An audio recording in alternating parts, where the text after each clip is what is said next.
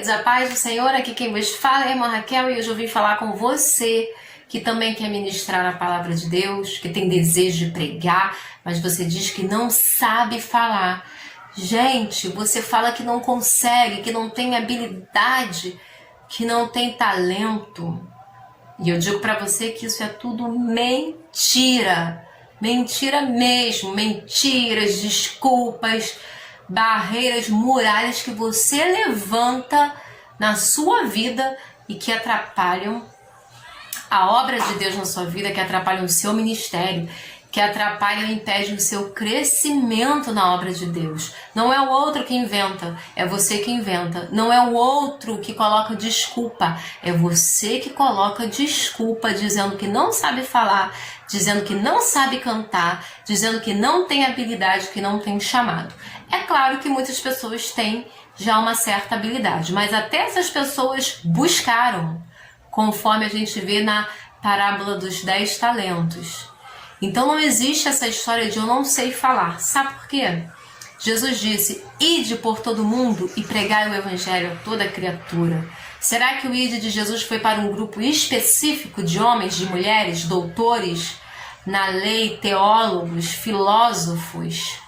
Não, porque o Senhor não faz acepção de pessoas. O chamado de Deus é para todos. Independente se você tem nível superior, se você fez teologia, se você tem condições financeiras ou não, o chamado, o id do Senhor foi direcionado para você também. Levar a sua palavra, transmitir ao outro as maravilhas que o Senhor fez, faz e continuará fazendo na vida de todo aquele que nele crê. Então deixe essas desculpas de lado, essa história de que você não sabe falar, que você não sabe pregar, que você não sabe louvar. Vamos mudar o discurso? Porque as pessoas só se prendem no eu não sei fazer, eu não sei falar, eu não consigo. Mas as pessoas não falam, eu não sei, mas eu vou aprender. Eu não consigo agora, mas eu vou tentar, eu vou me esforçar e eu sei que pela misericórdia de Deus eu vou conseguir fazer. Então vamos mudar a nossa fala. Ainda que você ache que você não sabe, ou que você não é capaz, ou que você não consegue, comece a dizer que você é capaz, que você vai conseguir, que você vai fazer, que você vai falar em nome de Jesus. Porque aí o Senhor vai operar através da sua vida. É Ele que opera em nós. Mas nós precisamos também nos esforçar. Mas o que seria necessário, então, para eu começar a falar? Eu que nunca falei. Gente, eu comecei a ministrar com 12 anos. Com 12 anos de idade, eu me batizei. Com 12 anos, eu fui colocada como regente do grupo de crianças. E com 12 anos eu recebi a minha primeira oportunidade para ministrar. E quando eu era bem novinha, adolescente ainda, muitas pessoas já me perguntavam como que eu fazia para falar. Na minha casa, eu recebi a visita de muitos jovens, iguais a mim. Mas eles me perguntavam qual era o segredo, o que eles tinham que fazer também para conseguir falar igual a mim. E eu digo para vocês que é bem simples. Não precisa você fazer teologia, será? Não precisa você conhecer tudo de homilética, saber vários idiomas, aramaico, grego, hebraico. Gente, isso é importante? Você estudar é importante? É. Você aumentar, você expandir o seu conhecimento, isso é muito importante, é necessário. Mas você não tem que se preocupar com essas coisas quando o seu objetivo é você transmitir a mensagem do Senhor ao outro.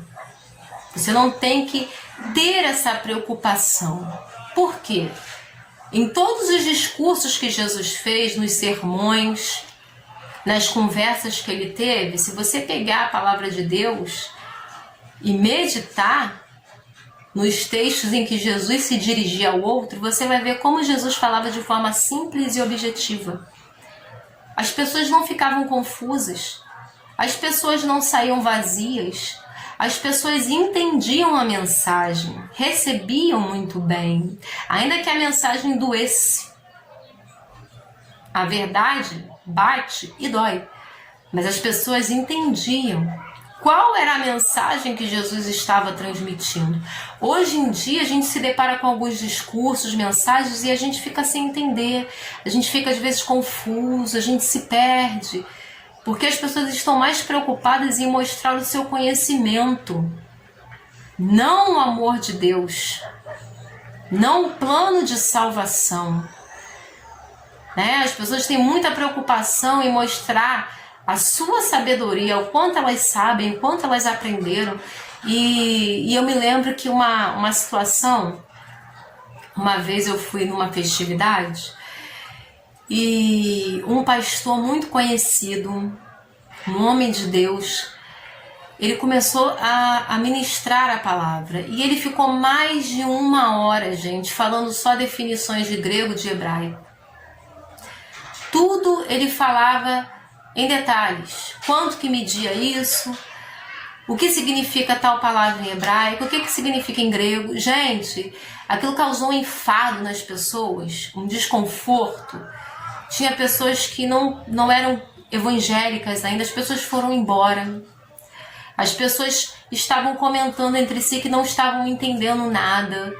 Então, assim, a palavra, a mensagem, poderia ter surtido um efeito maior.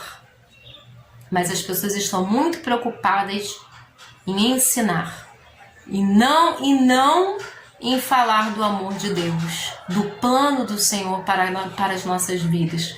Então não se prenda muito a isso. Você quer buscar o conhecimento? Você quer aprender mais? É bênção, é bom. Mas o essencial, o principal que eu vou te falar são 3 coisas apenas. Primeiro, conhecer a Deus. Não tem como você falar de alguém se você não conhece, se você não convive com aquela pessoa, se você não tem vínculo. Meu filho, se for falar de mim, alguém perguntar pro meu filho sobre a mãe dele, ele vai poder falar de mim. Tudo a meu respeito. Eu também vou poder falar tudo a respeito do meu filho. O que ele gosta, o que ele não gosta, o que deixa ele chateado, qual é a rotina dele, o que deixa ele feliz. Mas eu já não vou poder falar do filho da minha amiga, da irmã lá da minha igreja. Da mesma forma é o nosso relacionamento com Deus. Você quer falar do Senhor? Então você precisa conhecê-lo. Você precisa ter vínculo, afinidade, intimidade com Deus. Você precisa se tornar um amigo íntimo de Deus. Deus já te conhece, mas você precisa conhecer a Deus. E é conhecer a Deus de perto. Não é de ouvir falar e nem de longe. Você que precisa conhecer a Deus. E como é que a gente conhece a Deus? Como é que a gente se torna íntimo de Deus? Consagrando a nossa vida, meditando na palavra de Deus, orando, tirando um tempo de devocional todos os dias, buscando a face do Senhor. Quanto mais você fizer isso, mais você vai ter facilidade de falar a mensagem de Deus. Mais você vai encontrar facilidade, quando você receber a oportunidade, de transmitir a sua palavra. Porque você vai falar de alguém que você conhece. Você não vai falar de um estranho. Você precisa se tornar íntimo de Deus. Você precisa consagrar a sua vida, investir mais no seu tempo com Deus. Segunda coisa, praticar. Você precisa pôr em prática. Você vai acreditar na palavra de Deus? Depois pratique dentro da sua casa. Os textos que você leu, estude. Veja outros livros também da Bíblia, o que falam a respeito daquele assunto. Dê uma passada no Velho Testamento, depois vá para o Novo Testamento. Então, e depois você coloque tudo isso em prática. Imagine se você trazendo uma palavra num culto e ação de graças. Qual a palavra que você traria? Num culto de libertação, que palavra você traria? Num culto de domingo? Então você precisa praticar. Primeiro você se alimenta, primeiro você enche o teu vaso. e depois você vai distribuir aquilo que você recebeu. Então você precisa se exercitar, consagrar a sua vida, se exercitar. Toda vez que eu recebo convite para trazer uma palavra, gente, primeiro eu peço a direção do Senhor.